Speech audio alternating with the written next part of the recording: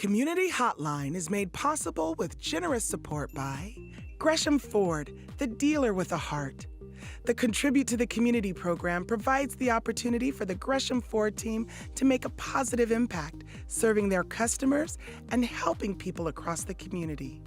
And by the Mount Hood Cable Regulatory Commission. The Mount Hood Cable Regulatory Commission advocates on behalf of the public interest on communications policy issues at the local, state, and federal levels.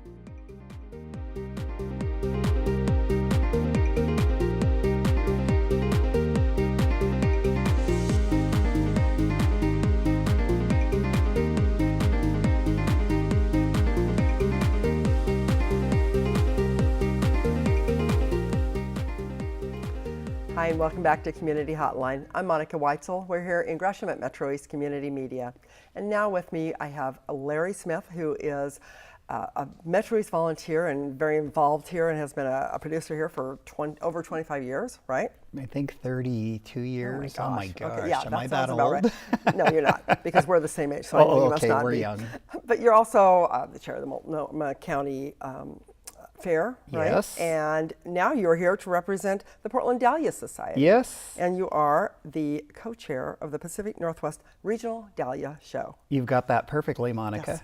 Welcome, Larry. It's good Thank to have you back. So you brought some lovely pieces here for us to look at. These are gorgeous flowers. You know, it's the time of year for flowers, but it's been so hot. I can't believe you were able to keep these so beautiful. Yeah, dahlias really, they thrive in the Puget Sound type. They have beautiful, fantastic.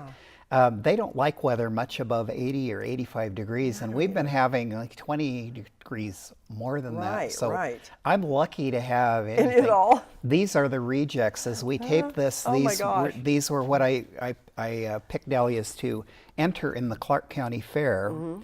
And these were the ones that didn't make the cut. So and they're beautiful. They're absolutely gorgeous.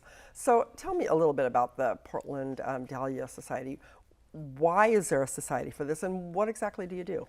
The Portland Dahlia Society is basically a way for people who are interested in growing dahlias to meet and learn more about dahlia culture, growing dahlias, the different types of dahlias, and the social aspect as well is very nice with the club. That's probably a big part of it, yeah. People that are gardeners, you know, they like to meet other people doing the same thing. Right. And I know you grow amazing flowers and have for years. These surprised me. I would not have guessed that these were all dahlias. Now some of them, they're real tight, like that tight white one there, yeah, and then some of these others, but these, for example, the ones that are, you know, sort of like star-shaped, and well, not really star-shaped, but they have the, you know, less petals on them, fewer petals on them. That's what I'm trying to say, fewer petals. I would not have guessed those were dahlias. Those are called disc flowers. Okay. Because they have a single row of petals, and there are several types, even that there are 20 recognized forms of dahlias now, wow. And probably as we go on, there will be more forms introduced. But some of these, you can see right here, this is the newest variety. It's called Orchette. It's a cross between an orchid type that has the tightly incurved pointed petals and a collarette type that has the little collar around inside the disc around the center of it. It's kind of a mixture, so they named it the Orchette. How cute. And it's the 20th variety, and that variety, much to my surprise, I took to the national show in Tacoma in 2014, and it won Best in Show. Wow. Which was one of my, I didn't even think it would ever happen, so I didn't even put it on my bucket list to get Best in Show at the national show. Wow. So it'll always be one of my favorites. I can imagine. I love it. It's called Fancy Pants, though. And so once I won that award, people started calling me Mr. Fancy Pants, and I don't particularly, don't you say, she's going to haunt me with that forever, I just know. You know I will. You know I will. Oh boy. So you have beside you here a gorgeous trophy filled with flowers, and I was looking at it here, and this is from 2007 through 2016. This is for what? What is this award for? This is the award for the best of show of the open center disc type blooms, and I tend to grow, as you can see, many different varieties of those, and I've kind of specialized in those. Well, your name is on there like 5 out of 8 times, I think, or something like that. you've won more than anybody else, it looks like, in the last, 7, 8 years. And what's crazy is I started growing these types because there wasn't a whole lot of competition, which is, that has changed. And That's so right. now everybody is working really hard and doing really well. And so I probably won't have my name on that trophy very many more much longer, times. huh?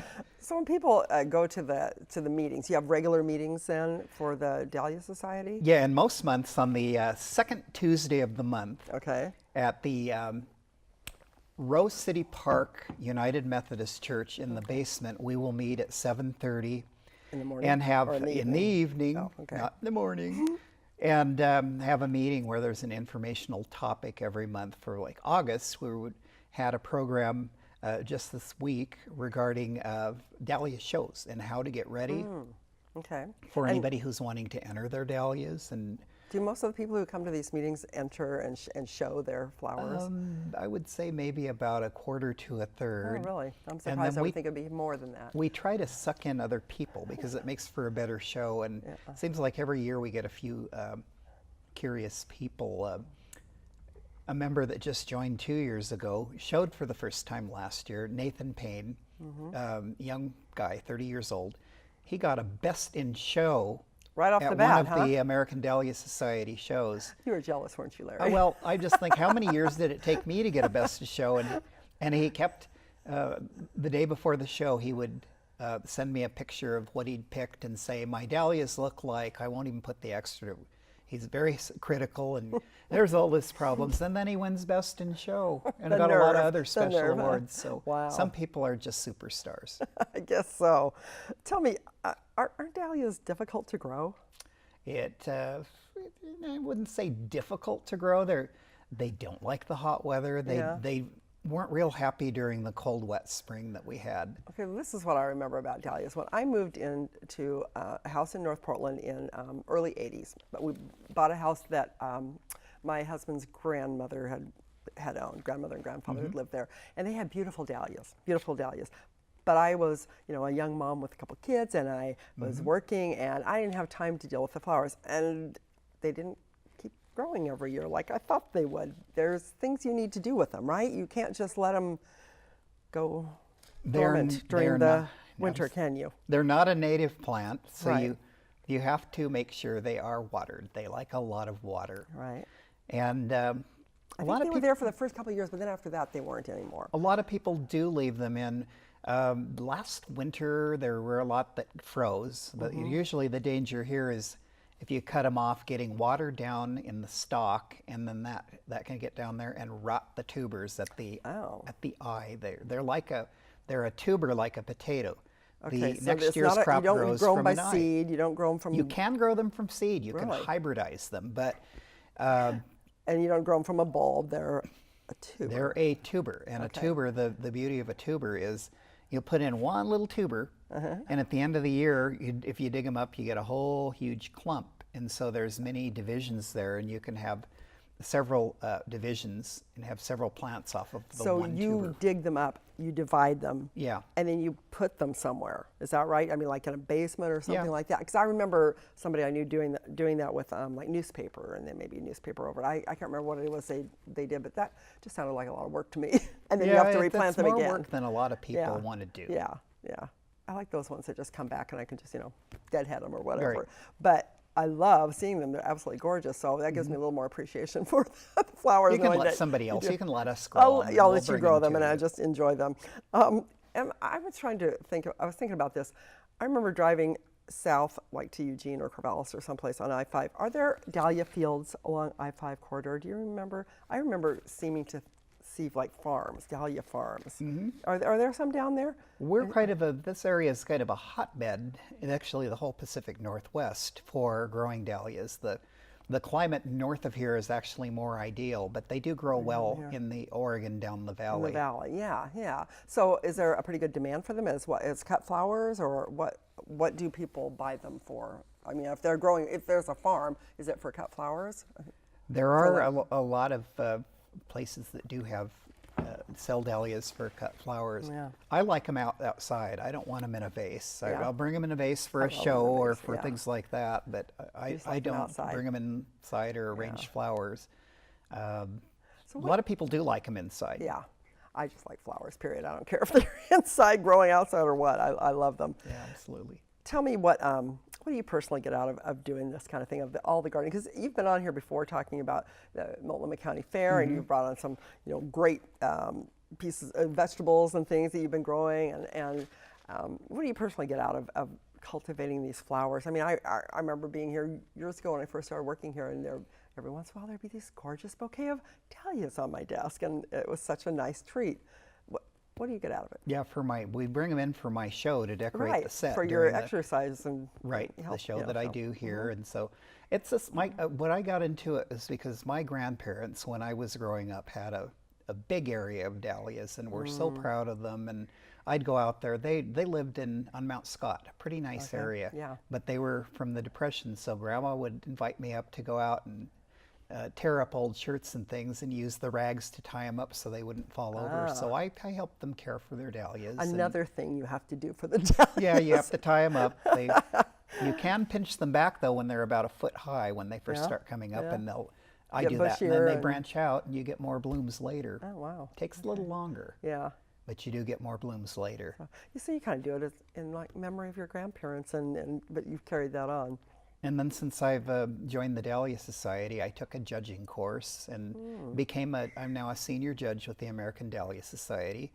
And so I go around to the different shows in the Northwest and judge the other people's flowers. I can't judge my own if I come along You can't, and there you are with, is this? That's my garden. Actually, Wow. That's not this year. They're not blooming quite like that.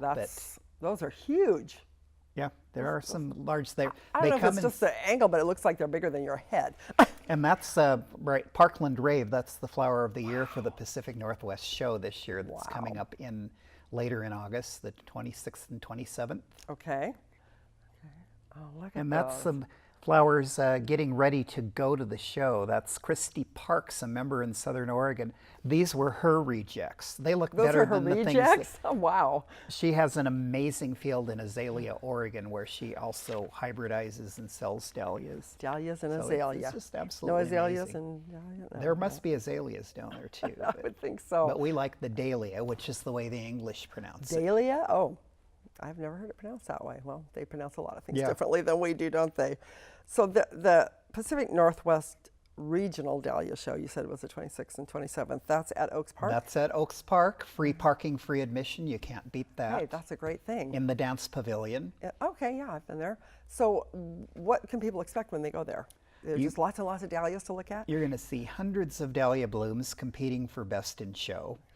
And all shapes, all sizes, from the giant ones that people, I don't know why they ever call them dinner plate, but the ones that I've grown them as big as 14 inches around, That's a 14 big dinner inches plate. across, to the little tiny, there's a couple there, the little teeny they call ones them are the so cute. micro, they're 2 inches or less.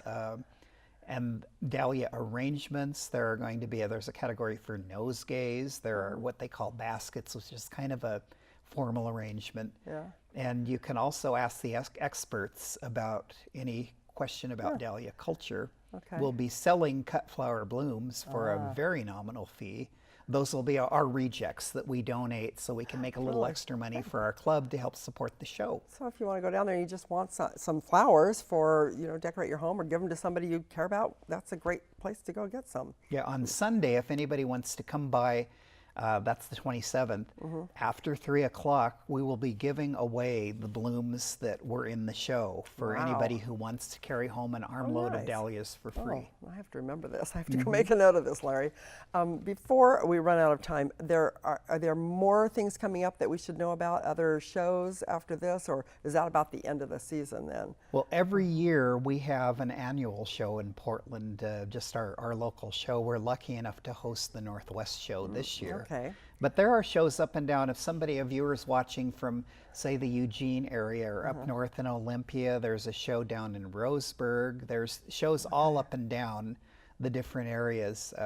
All you have to do is probably look on an internet search, American Dahlia Society, and you can find out the different local shows. Okay. And last thing, if people want to start growing them themselves and they want to get some tubers, where's the best place to get those? Probably one of the best places. We have a sale in April the 2nd Tuesday of April of every year. Okay. And it's at 6:30 at the Rose City Park United Methodist where you have Church. your And meetings. then we also have a booth at the Master Gardener Sale in Canby, which is the first weekend in May. And people can buy them there. Absolutely. And does that help support your organization? It helps support the organization. Most of them are $3 a piece, so it's really a bargain. That's a good deal. We want Okay. to suck people in. Okay, sounds good. Thank you so much, Larry. Well, thank you, Monica. Thank you for bringing in these gorgeous flowers that really brightened up our show tonight. Very good. Okay, thanks for watching this segment of Community Hotline. We'll be right back in just a moment, so don't go away.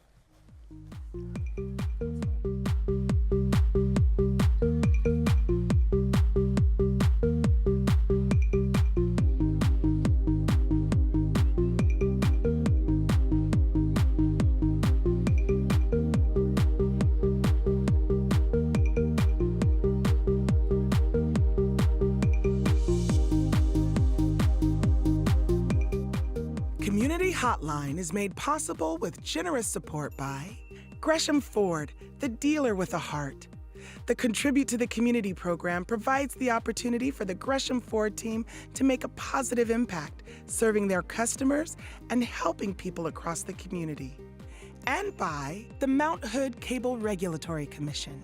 The Mount Hood Cable Regulatory Commission advocates on behalf of the public interest on communications policy issues at the local, state, and federal levels.